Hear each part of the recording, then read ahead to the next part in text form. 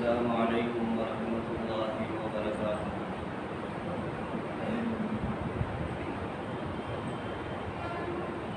الحمد لله رب العالمين، والصلاة والسلام على سيدنا محمد صلى الله عليه وسلم وآله وصحابه أجمعين. أما بعد، فأعوذ بالله من الشيطان الرجيم. بسم الله الرحمن الرحيم. وإذا قلتم فاعدلوا ولو كان ذا قربى. صدق الله مولانا العظيم. எல்லா புகழும் அல்லாஹ் ஒருவனுக்கே உரித்தாகட்டும். நம்முடைய நாயகம் சர்தாரி ஆலம் ஷஃபீஉல் முஹ்திபீன் ஸல்லல்லாஹு அலைஹி வஸல்லம் அவர்கள் மீதும் அவர்களின் வாழ்க்கை வழிமுறைகளை நம்பிக்கை மாறாத பின்பற்றி வாழ்ந்த உத்தம சத்திய சஹாபாக்கள், தாபிஈன்கள், தபஅ தாபிஈன்கள், நாதாக்கள், வலிமார்கள், இங்கே அமர்ந்திருக்கக்கூடிய நம் அனைவர்கள் மீதும் அல்லாஹ்வின் சாந்தியும் சமாதானமும் என்றென்றும் நீங்காமல் உண்டாகட்டுமாக. கிருபையாளன் அல்லாஹ் தஆலா புனிதம் நிறைந்த இந்த ஜும்ஆவினுடைய நன்னாளில் என்ன நன்மைகளை நாடி நாம் இங்கே அமர்ந்திருக்கின்றோமோ அந்த நன்மைகளை பரிபூர்ணமாக சம்பூர்ணமாக அடைய பெற்ற நல்ல மக்கள் கூட்டத்தில் அல்லாஹ் நம்மை எல்லாம் சேர்த்து நல்லருள் பாலிப்பானார். கண்ணியத்திற்குரிய அல்லாஹ்வின் நல்லடியார்களே, கடந்த வாரங்களில் நமது வக்ஃப், நமது உரிமை என்கின்ற விஷயத்தை வைத்து அது சம்பந்தமான மத்திய அரசு கொண்டு வந்துள்ள அந்த சட்டத்தை நாம் வாபஸ் பெற வைக்க வேண்டும் என்கின்ற அந்த உயர்ந்த நோக்கத்தில் நாம் எல்லோரும் அது சம்பந்தமாகவே நாம் படித்துக் கொண்டிருந்தோம், கேட்டுக்கொண்டிருந்தோம். அது சம்பந்தமான ஒரு கண்டன ஒரு பொதுக்கூட்டத்தை தமிழ் மாநில ஜமாஅத்துல் உலமா சபை ஏற்பாடு செய்திருந்தது. அதிலெல்லாம் கலந்து கொள்ள வேண்டும் என்கின்ற விஷயத்தை சென்ற வாரம் உங்களுடைய கவனத்திற்கு நாம் தந்தோம். அதில் கலந்து கொண்ட, அதற்காக வேண்டி பாடுபட்ட, முயற்சி செய்த அத்துணை நல்லுள்ளங்களுக்கும் நன்றி செலுத்துகின்ற வகையில் மாவட்ட ஜமாஅத்துல் உலமா சபை நன்றி அறிவிப்பு செய்தியை இந்த நிர்வாகத்திற்கு தந்திருக்கின்றது. அஸ்ஸலாமு அலைக்கும் வரஹ்மத்துல்லாஹி வபரகாத்துஹு. அல்லாஹ்வினுடைய மாபெரும் கிருபையால் 13/4/2025 அன்று திருவாரூர் தெற்கு வீதியில் நமது வக்ஃப் நமது உரிமை என்ற முழக்கத்துடன் திருவாரூர் மாவட்ட ஜமாஅத்துல் உலமா சபையில் கண்டன பொதுக்கூட்டம் மிக எழுச்சியுடன் நடைபெற்றது. அதனைத் தொடர்ந்து உச்சநீதிமன்றம் விதித்துள்ள இடைக்கால தடை இறைவன் நமக்கு தந்த முதல் வெற்றியாகும். எல்லா புகழும் அல்லாஹ்வுக்கு. திருவாரூர் மாவட்ட ஜமாஅத்துல் உலமா சபையின் அழைப்பை ஏற்று வருகை தந்து கண்டன உரை நிகழ்த்திய பாராளுமன்ற சட்டமன்ற உறுப்பினர்களுக்கும் மற்றும் இஸ்லாமிய அமைப்பு அனைத்து கட்சி நிர்வாக பிரமுகர்களுக்கும், திருவாரூர் மாவட்ட ஐக்கிய ஜமாத் நிர்வாகிகள், அனைத்து மசீதுகளில் முத்தவல்லிகள், தலைவர்கள், செயலாளர்கள், பொருளாளர்கள் மற்றும் நிர்வாக பெருமக்களுக்கும், அனைத்து மஹல்லா ஜமாத்தார்களுக்கும், கூட்டத்தில் மிக சிறப்பான முறையில் கடற்பணி ஆற்றிய அனைத்து மஹல்லாவை சார்ந்த இளைஞர்களுக்கும் மற்றும் பொருளாலும் உடலாலும் துஆக்களாலும் ஒத்துழைப்பு நல்கிய அனைத்து நல்லுள்ளங்களுக்கும், குறிப்பாக வக்ஃப் திருத்த சட்டத்தை எதிர்த்து வழக்கு தொடுத்த அனைத்து நல்லுள்ளங்களுக்கும் திருவாரூர் மாவட்ட ஜமாஅத்துல் உலமா சபையின் சார்பாக நெஞ்சால் நெஞ்சம் நிறைந்த நன்றிகளை தெரியப்படுத்திக் கொள்கின்றோம். அல்லாஹ் நம் அனைவர்களுக்கும் நிறைவான நற்கூலிகளை வழங்குவாராக. மேலும் மிகச் சிறந்த முறையில் அனைத்து ஏற்பாடுகளையும் செய்த மாவட்டத்தின் அனைத்து வட்டார நிர்வாக பெருமக்களுக்கும் மனம் நிறைந்த நன்றியை மாவட்ட சபையின் சார்பாக தெரிவித்துக் கொடுக்கின்றோம் என்று நிர்வாகத்திற்கு நன்றி அறிவிப்பு கடிதம் வந்திருக்கின்றது. அதை உங்களுக்கு நாம் வாசித்து தந்திருக்கின்றோம். அல்லாஹ் கூடத்தில் நாம் அதிகம் இதற்காக வேண்டி நாம் துஆ செய்ய கடமைப்பட்டிருக்கின்றோம். நாம் அமல் செய்ய ஆசைப்படுகின்றோமோ இல்லையோ, ஷைத்தான் நம்மை அமல் செய்ய விடுவதில்லை. அதுதான் சமீப காலத்தினுடைய இஸ்லாமியர்களுக்கு ஏற்பட்டிருக்கின்ற ஒரு சோகமான ஒரு நிகழ்வாக இருந்து கொண்டிருக்கின்றது. வக்ஃபு திருத்தத்தினுடைய மசோதாவை வாபஸ் பெற வேண்டும் என்று இந்தியா முழுக்க கோரிக்கைகளும் மனுக்களும் தாக்கல் செய்யப்பட்டு அது சம்பந்தமாக நாம் பேசிக் கொண்டிருக்கின்ற அந்த நேரத்திலேயே இந்த வருடம் ஹஜ்ஜிக்கு செல்லக்கூடிய ஹாஜிகளுக்கு மிகப்பெரிய ஒரு நெருக்கடி ஏற்பட்டிருக்கின்றது என்பதை அடுத்த ஒரு செய்தி நமக்கு பேரடியாக நமக்கு வந்து நின்று கொண்டிருக்கின்றது. இந்த நேரத்தில் அல்லாஹ்விடத்தில் நாம் அதிகம் நாம் துஆ செய்து கொள்ள வேண்டும். நீதிமன்றம் மிக சரியாக இருந்தால், நீதி சரியாக இருந்தால் மக்களுடைய வாழ்வு எல்லா நிலைகளிலும் வளம்பெற்றதாக இருக்கும் என்பதை அல் குர்ஆன் நமக்கு விரித்து சொல்லுகின்றது. கடந்த காலங்களில் இந்த வக்ஃபு திருத்த மசோதாவில் இப்பொழுது நீதிமன்றம் எடுத்திருக்கிற அந்த முடிவும் நமக்கு மிகப்பெரிய ஒரு சந்தோஷத்தை கொடுத்தாலும் கூட, கடந்த காலங்களிலும் இது போன்ற ஒரு நிகழ்வை அவர்கள் செய்திருப்பார்களேயானால் மக்களுடைய வாழ்க்கையில் நிம்மதியான ஒரு வாழ்வோ, மேம்பட்ட ஒரு வாழ்வோ, அவர்களுடைய வாழ்வு எல்லா நிலைகளிலும் மேம்பட்டதாக இருக்கும் என்பதை அல் குர்ஆன் நமக்கு தெளிவாக எடுத்து சொல்லுகின்றது. நீங்கள் நீதியை குறித்து குர்ஆனை நீங்கள் புரட்டி பார்ப்பீர்களேயானால் அல் குர்ஆன் ஷரீஃபில் 27 ஆயத்துகளில் அல்லாஹ் பேசுகின்றார். அல் குர்ஆன் ஷரீஃபிலே அல் அத்ல் நீதி என்பது சம்பந்தமாக 27 இடங்களில் அல்லாஹ் பேசுகின்றார். பெருமானார் ஸல்லல்லாஹு அலைஹி வஸல்லம் அவர்கள் நீதி சம்பந்தமாக 53 ஹதீஸ்களில் நமக்கு குறிப்பிட்டு பேசுகின்றார். அத்துணை இடங்களிலும் நீங்கள் எல்லா நிலைகளிலும் நீதியை கடைபிடிக்க வேண்டும் என்பதை அல்லாஹ் குர்ஆன் பேசுகின்ற பொழுது, இதா குன்தும் ஃபஅதிலு, நீங்கள் பேசினால் நீதியாக நேர்மையாக நீங்கள் பேசுங்கள். இதா குன்தும் ஃபஅதிலு வலவ் கான தா குர்பா, உங்களுடைய சொந்த பந்தங்கள் விஷயமாக நீங்கள் பேசினாலும் கூட நீதியாக நேர்மையாக பேசுங்கள் என்று அல்லாஹ் உத்தரவு பிறப்பிக்கின்றார். இதா ஹக்கம்தும் பைனன் நாஸி அன் தஹக்கமு பில் அத்ல், ஜனங்களுக்கு மத்தியில் நீங்கள் தீர்ப்பு வழங்குவீர்களேயானால் நீதமாக நீங்கள் தீர்ப்பு செய்யுங்கள் என்று அல்லாஹ் சொல்லுகின்றார்.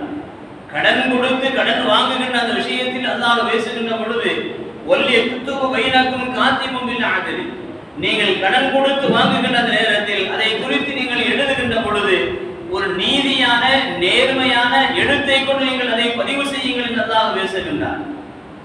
இன்னல்லாஹ யஅமுருக்கும் அன் துஅத்தில் அமானாத்தி இலா அஹ்லிஹா, அமானிதங்களை அதற்கு உரியவர்களிடத்தில் நீங்கள் நீதியாக நேர்மையாக நீங்கள் நடந்து கொள்ளுங்கள், ஒப்படையுங்கள் என்று அல் குர்ஆன் ஷரீஃபினுடைய நீதம் சம்பந்தமாக 27 இடங்களில் அல்லாஹ் பேசுகின்றார்.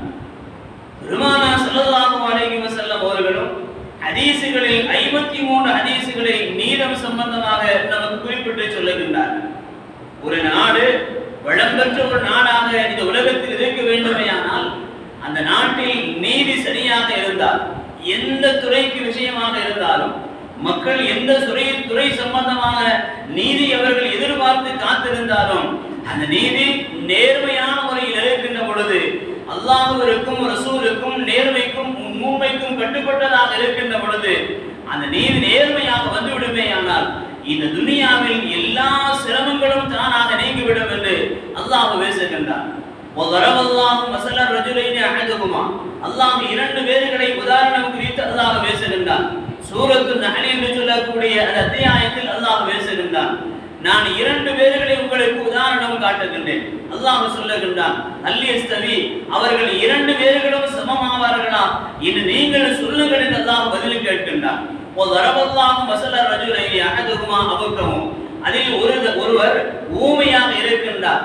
அவர் எந்த இடத்திற்கு சென்றாலும் அவரால் எந்த விதமான நலவும் கிடையாது.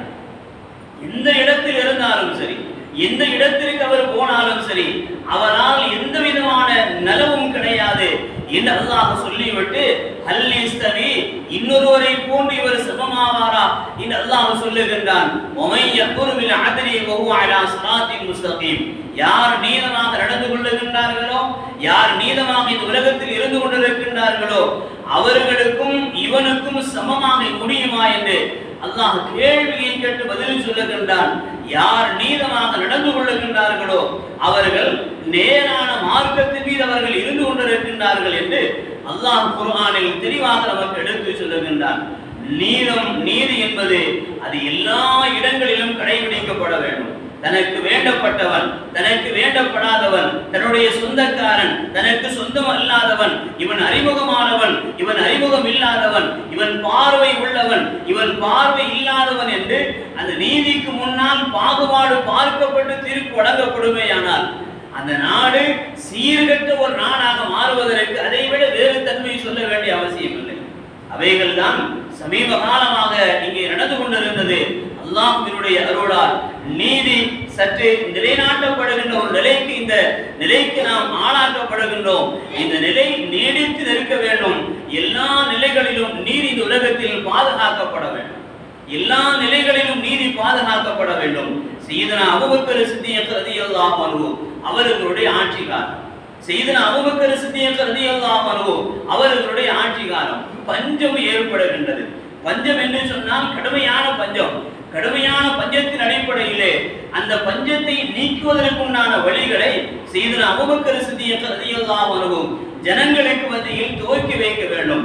அவர்களுக்குண்டான நிவாரண உதவிகளை கொடுக்க வேண்டும். சையதுனா அபூபக்கர் சித்திக் ரலியல்லாஹு அன்ஹு இது யாரிலிருந்து துவங்குவது என்கின்ற பிரச்சனை வருகின்றது. பஞ்சம் ஏற்பட்டு விட்டது, மக்கள் எல்லாம் பசியால் வாடுகின்றார்கள். பசியால் வாடுகின்ற அந்த மக்களுக்கு நாம் கொடுக்கின்ற அந்த நிவாரண நிதியை முதலில் யாரிலிருந்து துவங்க வேண்டும் என்கின்ற அந்த சூழ்நிலை கருத்து வேறுபாடு வருகின்ற பொழுது ஒரு சிலர்கள் சொன்னார்கள் மக்கத்து முஹாஜிர்களிடத்திலிருந்து ஆரம்பிக்கலாம், இன்னொரு சிலர்கள் சொன்னார்கள் மதீனாவினுடைய அன்சாரிவாதிகளிலிருந்து ஆரம்பிக்கலாம் என்று சொன்னார்கள். சையதுனா அபூபக்கர் சித்திக் ரலியல்லாஹு அன்ஹு நீதியாக நேர்மையாக நின்று எல்லா மக்களுக்கும் ஒரு தீர்ப்பை கொடுத்தார்கள். வீதிக்கு சென்று பாருங்கள், ஊரிலே பாருங்கள், யாரு பஞ்சத்தால் கடுமையால் பாதிக்கப்படுகின்றார்கள், யாரு பஞ்சத்தால் கடுமையால் பாதிக்கப்பட்டிருக்கின்றார்களோ அவர்களிலிருந்து நீங்கள் துவங்குங்கள் என்று சொல்லுகின்ற பொழுது மிகவும் கடுமையாக பாதிக்கப்பட்டிருப்பது ஒரு யகூதி. இஸ்லாம் இங்கேதான் நேர்மையை கடைபிடிக்கின்றது. இஸ்லாத்தை போன்று நீதியாக நேர்மையாக நடந்து கொள்ள வேண்டும் என்று சொல்லுகின்ற, போதிக்கின்ற, நடந்து காட்டுகின்ற கலீஃபாக்களை போன்று, நபிமார்களை போன்று, சஹாபாக்களை போன்று இந்த துனியாவில் எந்த தலைவர்களும் கிடையாது. சையதுனா அபூபக்கர் சித்திக் ரலியல்லாஹு அன்ஹு ஊரில் சென்று பாருங்கள், யார் அதில் கடுமையாக பாதிக்கப்பட்டிருக்கின்றார்களோ அவர்களிலிருந்து நிவாரண நிதியை துவங்குங்கள் என்று சொல்லுகின்ற பொழுது அதில் மிகவும் கடுமையாக பாதிக்கப்பட்டிருந்தது ஒரு யகூதி, ஒரு யூதர் பாதிக்கப்பட்டிருந்தார். சையதுனா அபூபக்கர் சித்திக் ரலியல்லாஹு அன்ஹு பஞ்சத்திலிருந்து மக்கள் எல்லாம் விடுபட வேண்டும் என்று அவர்கள் துவங்கிய அந்த பணி ஒரு யகூதியினுடைய கரத்தில் நிவாரண நிதியை கொடுத்து துவக்கி வைத்தார்கள் என்று அவர்களுடைய வரலாறு நமக்கு எடுத்து சொல்லுங்கள். நீங்கள் மக்களுக்கு மத்தியில் நீதிபதியாக இருந்தாலும் அரசராக இருந்தாலும் நீங்கள் நேர்மையாக நடக்கின்ற பொழுது அங்கே எல்லா மக்களும் ஒன்றுபட்டு வாழுகின்ற ஒரு சூழ்நிலை, எல்லா மக்களுடைய உள்ளங்களிலும் மன நிம்மதி ஏற்படுகின்ற ஒரு சூழ்நிலை, எல்லா மக்களுடைய உள்ளங்களிலும் மன நிம்மதியான ஒரு வாழ்க்கை ஏற்படுகின்ற ஒரு சூழ்நிலை ஏற்படும் என்பதைத்தான் அல் குர்ஆன் இந்த உலகத்திற்கு எடுத்து சொன்னது. உயிரினும் மேலான கண்மணி நபிகள் நாயகம் ஸல்லல்லாஹு அலைஹி வஸல்லம் அவர்கள் அதை வாழ்ந்து சொல்லியும் செய்தியும் காட்டினார்கள். அவர்களுடைய வழியில் வந்த சையதுனா அபூபக்கர் சித்திக் ரலியல்லாஹு அன்ஹு அந்த நேரத்தில் அதை முழுமையாக அவர்கள் கடைபிடித்தார். மக்களுக்கு மத்தியில், பெற்ற குழந்தைகளுக்கு மத்தியில் நீதி வழங்கினாலும் அதில் நேர்மையாக இருக்க வேண்டும். இஸ்லாம் இப்படி பார்த்திருக்கின்ற இந்த பார்வையை போன்று எந்த மதமும் எந்த மார்க்கும் இந்த உலகத்தில் சொல்ல வேண்டும். அதற்கு நுஅமான் இப்னு பஷீர் ரலியல்லாஹு அன்ஹு பெருமானா ஸல்லல்லாஹு அலைஹி வஸல்லம் அவர்களிடத்திலே வருகின்றார்கள். பெருமானா ஸல்லல்லாஹு அலைஹி வஸல்லம் அவர்கள் வஹுவ அலல் மிம்பரி, மிம்பர் படியிலே நின்று கொண்டிருக்கின்றார்கள். நுஅமான் இப்னு பஷீர் ரலியல்லாஹு அன்ஹு அவர்கள் வந்து வருகின்றார்கள். வந்து சொல்லுகின்றார்கள், யா ரசூலல்லாஹ், அல்லாஹ் எனக்கு மிகப்பெரிய செல்வத்தை கொடுத்திருக்கின்றார். அல்லாஹ் எனக்கு மிகப்பெரிய செல்வத்தை கொடுத்திருக்கின்றான். என்னுடைய குழந்தைகளில் ஒருவருக்கு மாத்திரம் நான் அதிகமாக கொடுக்க வேண்டும் என்று ஆசைப்படுகின்றேன். ஒருவருக்கு நான் அதிலிருந்து ஒரு பெரிய ஒரு தொகையை கொடுத்து நான் அவருக்கு உதவி செய்ய வேண்டும் என்று ஆசைப்படுகின்றேன் என்று சொன்ன பொழுது ஹஜ்ரத் பெருமானார் ஸல்லல்லாஹு அலைஹி வஸல்லம் அவர்கள் சொன்னார்கள், அதைத சாயிர வலதிக, உனக்கு வேறு ஏதாவது குழந்தைகள் இருக்கின்றார்கள், இந்த மகன் அல்லாமல் வேறு ஏதாவது குழந்தைகள் இருக்கின்றார்களா என்று சொல்லுகின்ற பொழுது நுஅமான் இப்னு பஷீர் அவர்கள் சொன்னார்கள், எனக்கு சில குழந்தைகள் இருக்கின்றார்கள் என்று சொல்ல பொழுது, எல்லா குழந்தைகளுக்கும் மார்க்கம் சொல்லுகின்ற முறைப்படி நீ பங்கு வை, எல்லா குழந்தைகளுக்கும் மார்க்கம் சொல்லுகின்ற முறைப்படி நீங்கள் பங்கு வையுங்கள் என்று ஹஜ்ரத் பெருமானார் ஸல்லல்லாஹு அலைஹி வஸல்லம் அவர்கள் சொல்லிவிட்டு சொன்னார்கள், ஃபத்தகுல்லாஹ், அல்லாஹ்வை பயந்து கொள்ளுங்கள். மெம்பர் படியில் நின்று கொண்டு சொன்னார்கள், ஃபத்தகுல்லாஹ், அல்லாஹ்வை பயந்து கொள்ளுங்கள். வஅதிலு பைன அவுலாதிக்கும், உங்களுடைய குழந்தைகளுக்கு மத்தியில் நீங்கள் தீர்ப்பு வழங்கினாலும் அது நீதியாக நேர்மையான ஒரு தீர்ப்பாக இருக்க வேண்டும் என்று ஹஜ்ரத் பெருமானார் ஸல்லல்லாஹு அலைஹி வஸல்லம் அவர்கள் சொன்ன பொழுது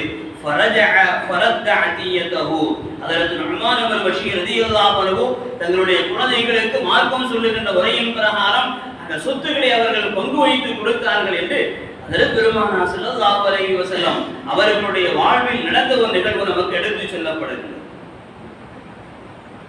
மக்களாக இருந்தாலும் அதில் நீதி இருக்க வேண்டும், குழந்தைகளாக இருந்தாலும் அதில் நீதி இருக்க வேண்டும்.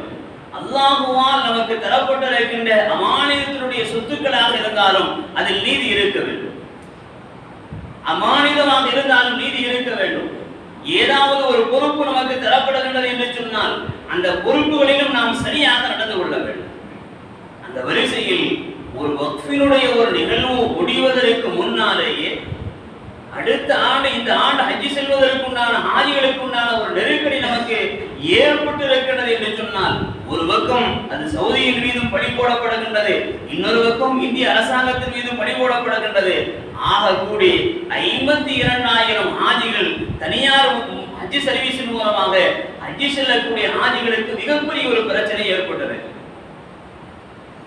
இதுவெல்லாம் அமானிதங்களை மிக சரியாக கையாளாகாத ஒரு தன்மையின் காரணத்தினால், அல்லாஹ்வுடைய பயமும் அல்லாஹ்வுடைய அச்சமும் இல்லாமல் போனதன் காரணத்தினால் இது போன்ற சிரமங்கள் தொடர்ந்து மக்களுக்கு தரப்பட்டுக் கொண்டிருக்கின்றது. இந்திய அரசாங்கம் என்ன செய்திருக்க வேண்டும் என்று ஒரு பக்கம் எல்லோரும் அவரவர்கள் தங்களுடைய வலைத்தளங்களில் வீடியோக்களை பதிவிட்டுக் கொண்டிருக்கின்றார்கள். 52,000 ஹாஜிகளிடமிருந்து பெறப்பட்ட அந்த நிதியிலே சவுதியினுடைய அரசாங்கத்திற்கு கொடுக்க வேண்டிய அந்த தொகை கொடுக்கவில்லை என்று ஒரு பக்கம், இந்திய அரசாங்கம் அந்த தொகையை சரியாக செலுத்தவில்லை என்று ஒரு பக்கம், இன்னொரு பக்கம் தனியார் ஹஜ் சர்வீசுகள் மிக சரியாக இந்த முறைகளை கையாளவில்லை என்று பலர் மீதும் இதிலே குற்றச்சாட்டு போடப்படுகின்றது. பாதிக்கப்பட்டு இருக்கக்கூடிய அந்த மக்கள் அல்லாஹ்வினுடைய இறை இல்லத்தை பார்க்க வேண்டும் என்ற ஆவலோடு அமல் செய்ய வேண்டும் என்று காத்திருக்கக்கூடிய ஹாஜிகளுடைய சூழ்நிலை கேள்விக்குறியாக்கப்பட்டிருக்கிறது. இதுவெல்லாம் அல்லாஹ்வினுடைய விஷயத்தில் இவர்கள் விளையாடுவார்களேயானால், அது யாராக இருந்தாலும் சரி, அல்லாஹ்வினுடைய விஷயத்தில் விளையாடுகின்ற பொழுது, அல்லாஹ்வோடு இவர்கள் போர் செய்கின்ற பொழுது அல்லாஹ் தரக்கூடிய தண்டனை மிக கடுமையாக இருக்கும் என்பதை அகில உலகத்திற்கும் அல்-குர்ஆன் எச்சரிக்கின்றது. உயிரினுமேலான கண்மணி நபிகள் நாயகம் ஸல்லல்லாஹு அலைஹி வஸல்லம் அவர்கள் கடுமையாக அதை நமக்கு எச்சரித்து சொல்லுகின்றார்கள். 3 நபர்கள் எப்பொழுதும் நரகத்தில் இருந்து கொண்டே இருப்பார்கள். 3 நபர்கள் எப்பொழுதும் நரகத்தில் இருந்து கொண்டே இருப்பார்கள். அவர்களில் முதலாவது யார் என்று சொன்னால், ஒரு பொறுப்பு அவருக்கு வழங்கப்படுகின்றது, அமானிதம் வழங்கப்படுகின்றது. அந்த அமானிதத்தை அதை நிறைவேற்ற வேண்டிய முறையின் பிரகாரம் நிறைவேற்றாமல் யார் இருந்து கொண்டிருக்கின்றார்களோ அவர்கள் நரகத்தினுடைய படுகொலியில் இருந்து கொண்டே இருப்பார்கள் என்று பெருமானார் ஸல்லல்லாஹு அலைஹி வஸல்லம் அவர்கள் இந்த அகில உலகத்திற்கு நமக்கு எச்சரித்து காட்டுகின்றார். அல்லாஹ்வினுடைய சன்னிதானத்தில் 3 பேர்களுடைய துஆவை அல்லாஹ் ஒருபோதும் ஏற்றுக்கொள்வதில்லை. 3 பேர்களுடைய துஆவை அல்லாஹ் ஒருபோதும் ஏற்றுக்கொள்வதில்லை. அதில் அமானிதத்தை யார் பேணவில்லையோ அவர்களுடைய துஆவை அல்லாஹ் ஏற்றுக்கொள்ளவில்லை. இன்னொரு ஹதீஸிலே பெருமானார் ஸல்லல்லாஹு அலைஹி வஸல்லம் அவர்கள் இப்படி சொல்லுவார்கள், 3 பேர்களுடைய துஆக்களுக்கும் அல்லாஹ்விற்கு மத்தியில் எந்த விதமான திரையும் கிடையாது. 3 பேர்களுடைய துஆ அவர்களுக்கும் அல்லாஹ்விற்கு மத்தியில் எந்த விதமான திரைகளும் கிடையாது. இமாமுன் ஆதிலுன், நேர்மையாக இருக்கக்கூடிய ஒரு அரசர், நேர்மையாக இருக்கக்கூடிய ஒரு இமாம். இரண்டாவது அஸ்ஸாயிமு, நோன்பாடி மாறி நோன்பு திறக்கின்ற அந்த நேரம் வரை அவர் செய்யக்கூடிய துஆ. மூன்றாவது தஅவத்துல் மظلوم, அநீதி இழைக்கப்பட்ட அவர்களுடைய பாதிக்கப்பட்ட மக்களுடைய துஆ. இந்த மூன்று பேர்களும் அல்லாஹ்விடத்தில் எனக்கு இப்படி பாதிப்பு ஏற்பட்டு விட்டது என்று கையேந்தி அல்லாஹ்விடத்தில் துஆ செய்வார்களேயானால், நேர்மையாக இருக்கக்கூடிய ஒரு அரசர் அல்லாஹ்விடத்தில் கையேந்தி துஆ செய்வாரேயானால், ஒரு நோன்பாளி நோன்பு திறக்கின்ற அந்த நேரம் வரை அவர் அல்லாஹ்விடத்தில் கையேந்தி துஆ செய்வாரேயானால், ஒரு பாதிக்கப்பட்டிருக்கின்ற ஒரு மனிதர், அநீதம் செய்யப்பட்டு பாதிக்கப்பட்டிருக்கின்ற மனிதர் எனக்கு இப்படி அநீதம் செய்யப்பட்டு விட்டதே என்று மன விரக்தியால் அல்லாஹ்விடத்தில் கையேந்துவாரேயானால், லைஸ பைனஹு வ பைனல்லாஹி ஹிஜாபுன், அவருக்கும் அல்லாஹ்விற்கும் மத்தியில் எந்த விதமான திரைகளும் கிடையாது, அவர்களுடைய துஆக்களை அல்லாஹ் ஏற்றுக்கொள்ளுகின்றான் என்று பெருமானார் ஸல்லல்லாஹு அலைஹி வஸல்லம் அவர்கள் ஹதீஸில் நமக்கு விளக்கி தருகின்றார். அல்லாஹ்வினுடைய சன்னிதானத்தில் இது போன்ற நீதம் இந்த உலகத்தில் பாதுகாக்கப்பட வேண்டும் என்று நாம் அதிகம் நாம் அல்லாஹ்விடத்தில் துஆ செய்ய வேண்டும். அது எந்த நிலைகளில் இருந்தாலும், கொடுத்தாலும் வாங்கினாலும் பேசினாலும், மக்களுக்கு மத்தியில் தீர்ப்பு கொடுத்தாலும், சொத்துக்களை நாம் பங்கிட்டு கொடுத்தாலும், குழந்தைகளுடைய விஷயமாக இருந்தாலும், சொந்த பந்தங்களுடைய விஷயமாக இருந்தாலும், எல்லா நிலைகளிலும் நீதி நேர்மை இந்த உலகத்தில் பாதுகாக்கப்படுகின்ற பொழுது, கடைபிடிக்கப்படுகின்ற பொழுது நிம்மதியான ஒரு வாழ்வை இந்த உலகத்திற்கு அல்லாஹ் தருகின்றான் என்பதை தான் ஹஜ்ரத் பெருமானார் ஸல்லல்லாஹு அலைஹி வஸல்லம் அவர்களுடைய பல ஹதீஸுகள், பல நிகழ்வுகள் நமக்கு உணர்த்தி காட்டுகின்றது. அந்த வரிசையில் அல்லாஹ்விடத்தில் நாம் அதிகம் நாம் துஆ செய்ய வேண்டும். இதற்கெல்லாம் நீதி வேண்டி இந்த துனியாவில் யாரெல்லாம் காத்து கிடக்கின்றார், அது தனி நபராக இருந்தாலும் அல்லது தனி அமைப்பாக இருந்தாலும் அல்லது பாதிக்கப்பட்ட மக்கள் யாராக எந்த துறை சம்பந்தப்பட்டவர்களாக இருந்தாலும் எல்லா மக்களுக்கும் நீதி கிடைக்க வேண்டும் என்கின்ற நல்ல ஒரு துஆவை இந்த ஜும்ஆவினுடைய நேரத்தில் அல்லாஹ்விடத்தில் நாம் துஆ செய்து கொள்வோம். நாம் எதற்கெல்லாம் நீதி வேண்டி காத்திருக்கின்றோமோ அத்தனைப்பட்ட நல்ல விஷயங்களுக்கும் நமக்கு நல்ல முறையில் தீர்ப்பு கிடைக்கக்கூடிய ஒரு பாக்கியத்தை அல்லாஹ் தர வேண்டும் என்று இந்த ஜும்ஆவினுடைய நல்ல நேரத்தில் அல்லாஹ்விடத்தில் நாம் துஆ செய்து கொள்கின்றோம். இது போன்ற நேரங்களில் நம்முடைய ஒற்றுமை மிக மிக அவசியமாக இருக்கு. நம்முடைய ஒற்றுமை மிக மிக அவசியமாக இருக்கின்றது. அவன் அதிலே உள்ளவன், இவன் இதிலே உள்ளவன், அவர் அதை சார்ந்தவர், இதை சார்ந்தவர் என்கின்ற அத்துணை கருத்து வேறுபாடுகளையும் கடந்து நம்மால் சாதிக்க முடியும் என்பதை இந்த உலகத்திற்கு நாம் எடுத்து சொல்ல வேண்டிய ஒரு கட்டாயமான ஒரு காலகட்டத்தில் நாம் இருந்து கொண்டிருக்கின்றோம். ஆதலால் இனி வரும் காலங்களில் அந்த கருத்து வேறுபாடுகளை எல்லாம் கடந்து அமல் செய்கின்ற பொழுது அதிலே ஒற்றுமை, அல்லாஹ்விடத்தில் நாம் பேசுகின்ற பொழுது அதிலே ஒற்றுமை, அல்லாஹ்வினுடைய சன்னிதானத்தில் மஜ்லிஸில் நாம் அமர்ந்திருக்கின்ற பொழுது அதில் நம்மால் கடைபிடிக்கக்கூடிய எல்லா வகையான ஒற்றுமைகளையும் இந்த துனியாவில் நாம் கடைபிடிக்கின்ற பொழுது அல்லாஹ் நம்முடைய வாழ்வில் நிச்சயம் நிம்மதியை தருவதற்கு தயாராக இருக்கின்றான் என்பதை தான் இந்த ஆயாத்துகள், ஹதீஸுகள், வரலாறுகள் எல்லாம் நமக்கு உணர்த்தி சொல்லுகின்றது. எல்லாம் வல்ல ரப்புல் ஆலமீன் அல்லாஹ் தஆலா இந்த உலகில் நாம் வாழும் காலமெல்லாம் நாம் செய்யக்கூடிய எல்லா நல்ல அமல்களையும் நல்ல துஆக்களையும் நிறைவான முறையில் அல்லாஹ் கபூல் செய்தல் புரிவானாக. எல்லாம் வல்ல ரப்புல் ஆலமீன் அல்லாஹ் தஆலா இந்த உலகில் முஃமின்கள் எங்கெல்லாம் வாழுகின்றார்களோ அவர்களுடைய உயிர்களுக்கும் உணவைகளுக்கும் முழுமையான பாதுகாப்பை அல்லாஹ் நசீபாக்கி தந்தல் புரிவானாக. இந்த உலகில் மக்கள் எங்கெல்லாம் வாழுகின்றார்களோ ஒருவருக்கொருவர் அன்போடு நேசத்தோடு பாசத்தோடு வாழ்ந்து எல்லா மக்களும் நிம்மதியான ஒரு வாழ்வை வாழக்கூடிய பாக்கியத்தை எல்லா மக்களுக்கும் அல்லாஹ் நசீபாக்கி தந்தல் புரிவானாக. இந்த உலகத்தை விட்டு மரணிக்கின்ற பொழுது லா இலாஹ இல்லல்லாஹ் முஹம்மது ரசூலுல்லாஹ் என்கிற உன்னத கலிமாவை மனமகிழ்வோடு மொழிந்து மரணிக்கக்கூடிய பாக்கியத்தை அல்லாஹ் நம் அனைவர்களுக்கும் நசீபாக்கி தந்தல் புரிவானாக. நாளை வறுமை நாள் ஆகிரத்தினுடைய அனைத்து அதாபுகள் வேதனைகளை விட்டும் அல்லாஹ் நம்மை பாதுகாத்து ஜன்னத்துல் ஃபிர்தௌஸ் என்கிற சுவர்க்கத்தை அடையக்கூடிய பாக்கியத்தை அல்லாஹ் நமக்கும் நம்முடைய பெற்றோர்களுக்கும் நம்முடைய குடும்பத்தார்களுக்கும் நம்முடைய வாரிசுகளுக்கும் நம்முடைய ஆசிரியர் பெருமக்களுக்கும் நம் அனைவர்களுக்கும் அல்லாஹ் நசீபாக்கி தந்தல் புரிவானாக. வாக்கு